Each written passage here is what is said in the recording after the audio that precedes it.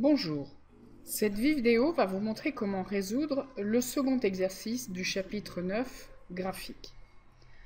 À partir de données de production pour deux équipes, dans une unité A et une unité B, pour le mois de novembre 2012, nous allons créer un graphique en histogramme empilé, puis un graphique en courbe avec ligne de projection pour comparer une même unité.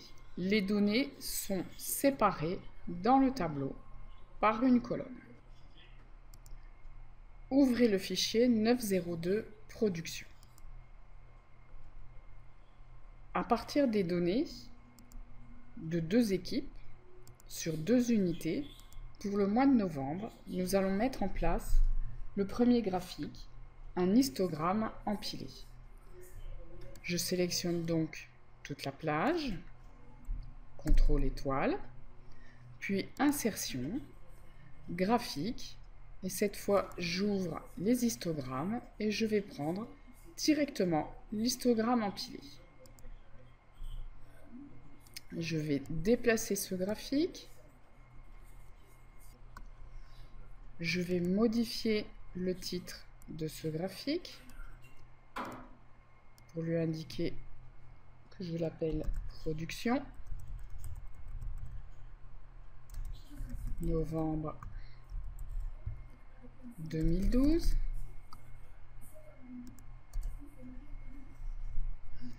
Je vais le mettre rapidement en forme en utilisant l'outil de mise en forme.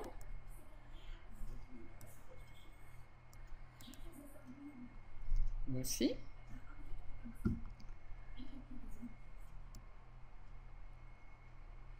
Je vais maintenant ajuster cette mise en forme afin qu'il indique que je ne travaille pas les samedis et dimanches. Comme vous le constatez, mes données ici ont des trous, tout simplement parce que l'axe des X est considéré comme une date et non pas comme des catégories. Je vais donc sélectionner mon axe des X, puis double-cliquer dessus afin d'afficher les options et je vais lui indiquer que mes axes, je les considère comme du texte et non pas comme une date. Vous voyez la différence. Il me reste maintenant à ajouter des lignes de suivi.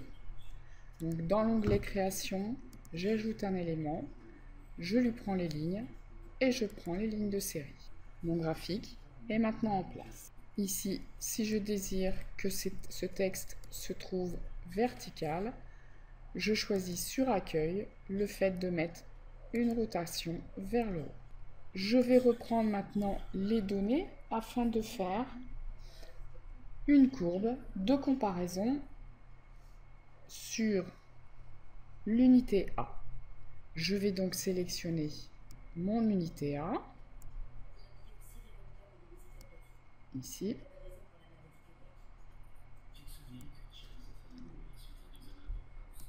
Puis ici, et enfin mes catégories. Je vais maintenant choisir d'insérer une courbe que je vais déplacer à ma convenance. Donc là, je le mets en forme. Je vais donc maintenant le mettre avec une présentation similaire à celui du dessus, afin qu'il y ait une cohérence entre mes données.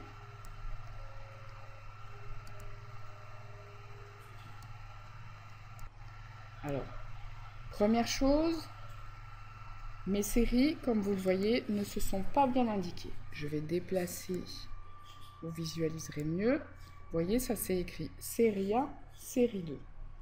Donc, dans création, je vais prendre sélectionner les données. Vous voyez ma série 1, je vais cliquer sur modifier. On constate bien que c'est la colonne C, ici.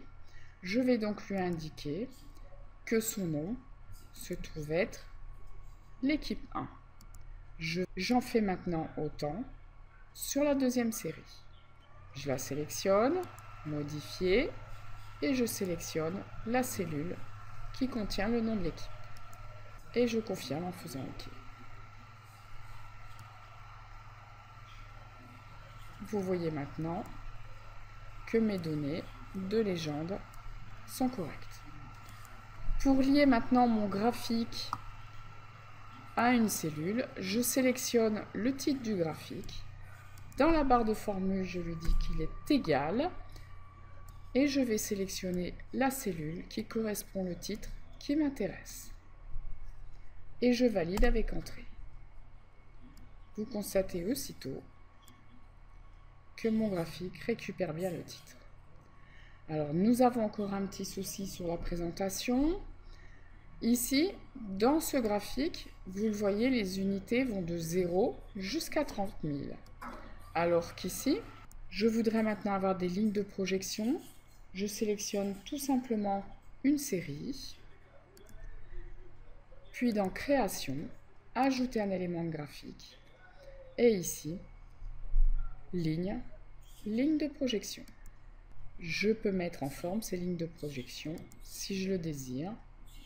Je sélectionne, je double-clique.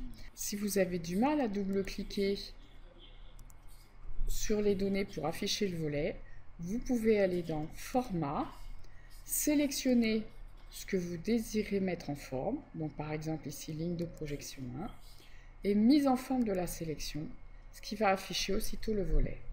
Vous allez donc pouvoir lui indiquer que vous voulez par exemple un trait plein et que ce trait plein doit être de couleur verte. Et ensuite, que son type de tiret doit être continu. Vous pouvez aussi choisir ici son épaisseur. Nous avons le même souci que tout à l'heure, c'est-à-dire que nous avons un espace pour les samedis et les dimanches. Il nous suffit donc de sélectionner l'axe des X, puis format mise en forme ou double-clic sur l'axe des X pour lui indiquer que cet axe est considéré comme un texte et non pas comme une date. Puis, lui mettre un alignement vertical.